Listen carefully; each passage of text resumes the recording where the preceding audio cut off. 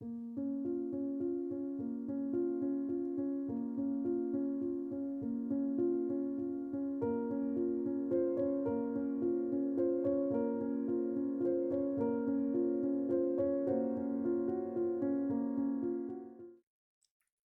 přátelé ocelových kol. Dnešní video bude především o špičkovém rámu špičkové značky a špičkové práci mého kamaráda Karla Chmelíře. Téměř před rokem jsem koupil Colnago Spiral Conic ve své oblíbené velikosti. Rám měl na několika místech rez a lak ve velmi špatném stavu. Několikanásobný nános odstraňovače starých nátěrů pomohl zbytkům barvy úspěšně dolů. Co nevzal odstraňovač, dokonal ocelový kartáč, který i důsledně vyprovodil z rámu rez. Chrom na mufnách, který má být viditelný, byl ve slušném stavu a leštěnka mu pomohla zpět k bývalému lesku. Po celém víkendu naplněném touto bohulibou prací byl rám konečně obroušený, zbavený rzy i laku. Původní design mě nepadl právě do oka a tak jsem prohledal internet, abych našel barevnou kombinaci Colnago Spiral Conic, která by mě oslovila. Volba byla jasná, růžovo-bílý pruhovaný rám ještě ve sbírce nemám. Zbývá jediné, ukecat Karla, aby mě rám podle jedné jediné fotky z Google nastříkal. Naštěstí Karel je umělec tělem i duší a také brzy pochopil, že to, co je pro Da Vinciho Mona Lisa, bude pro Karla Chmelíře můj Spiral Conic. Prostě naprosto vrcholné dílo. A tak se jí stalo. Po několika telefonátech, z nichž doslova kapala beznaděj a zklamání, se Karel vzepěl a na nevím který pokus vystřihl pruhy, jak na dresu rozhodčích mistrovství světa v hokeji. Fotky z procesu lakování si bohužel umělec dělal sám a proto omluvte sníženou kvalitu kompozice i obrazu. Ale výsledek je kolosální, nádherný, obrovský, no prostě nejlepší.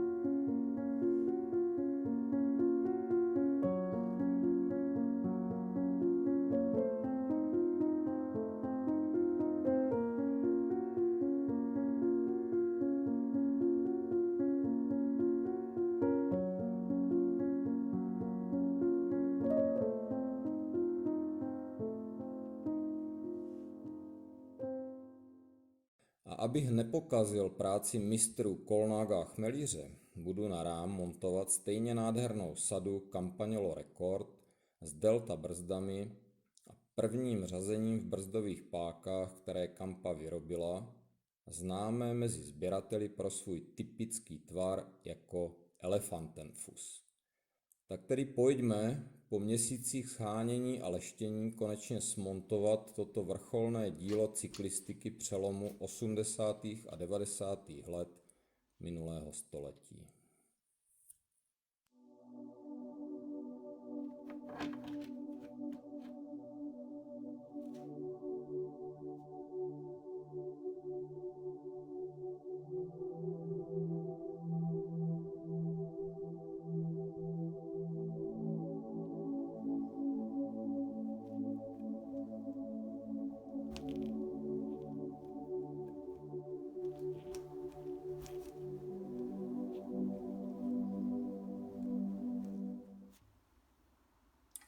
hlavové složení si nalisujeme pěkně nápisem Campagnolo směrem dopředu. Campagnolo lis lisuje zcela spolehlivě obě misky najednou a je určitě velmi dobré je namazat vazelínou.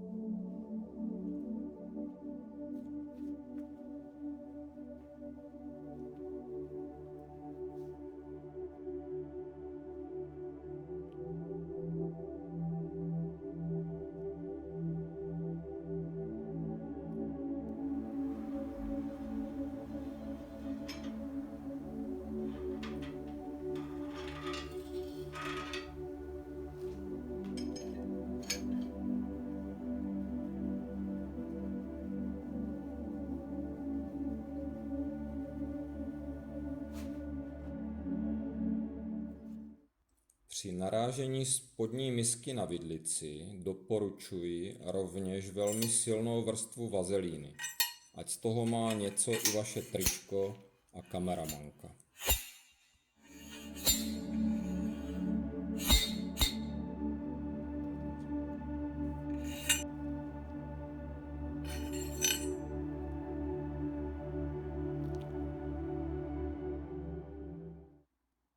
Do řízení stačí nanést vazelinu pouze do misky, protože, jak víme, kuličky jsou kulaté a zcela jistě je roznesou při prvním otočení po všech ostatních plochách.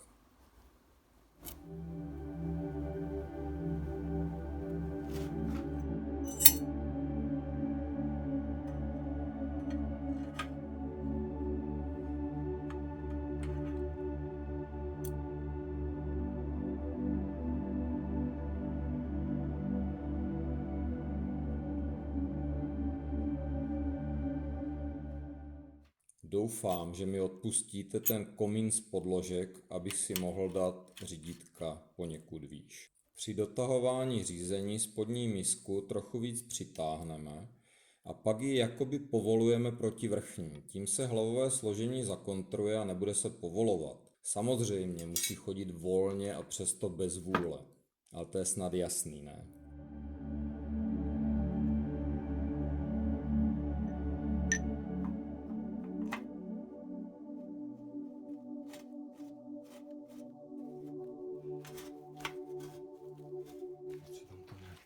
Rám má za ta léta už něco za sebou a proto pro jistotu prořežeme závity středu závitníkem. Montáž misek je pak potěšením a ne trápením.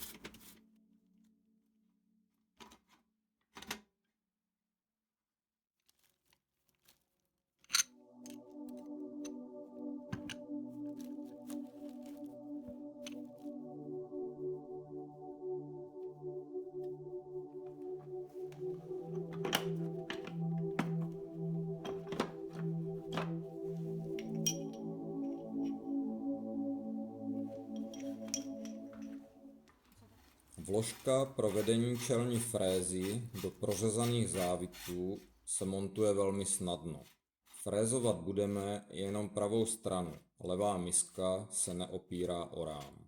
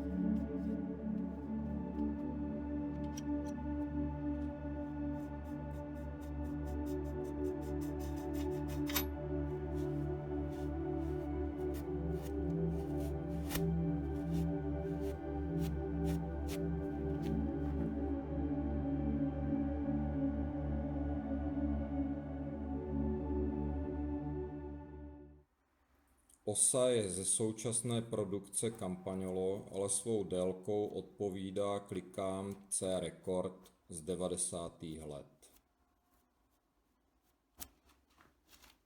Pokud máme v plánu osu ještě někdy vytahovat, tak si závit zase pořádně namažeme.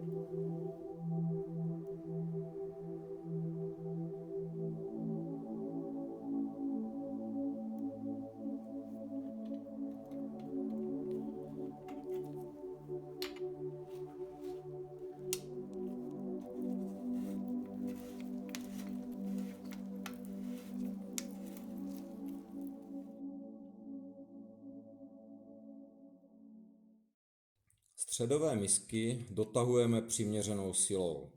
Slabší povahy, eventuálně příliš silní jedinci, si mohou pomoci momentovým klíčem.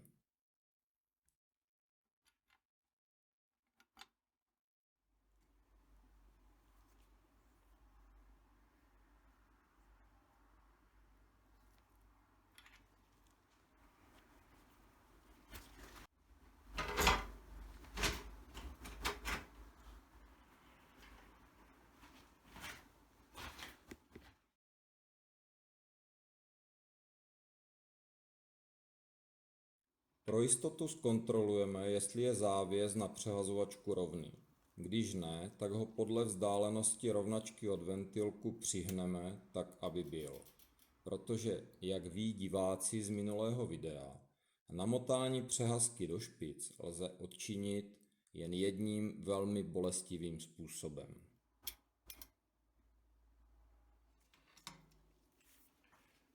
V příštím díle kolo dostavíme a také vám prozradím jedno tajemství o delta brzdách. Nebojte, uteče to jako voda a abyste o to nepřišli, klikněte prosím na odebírat.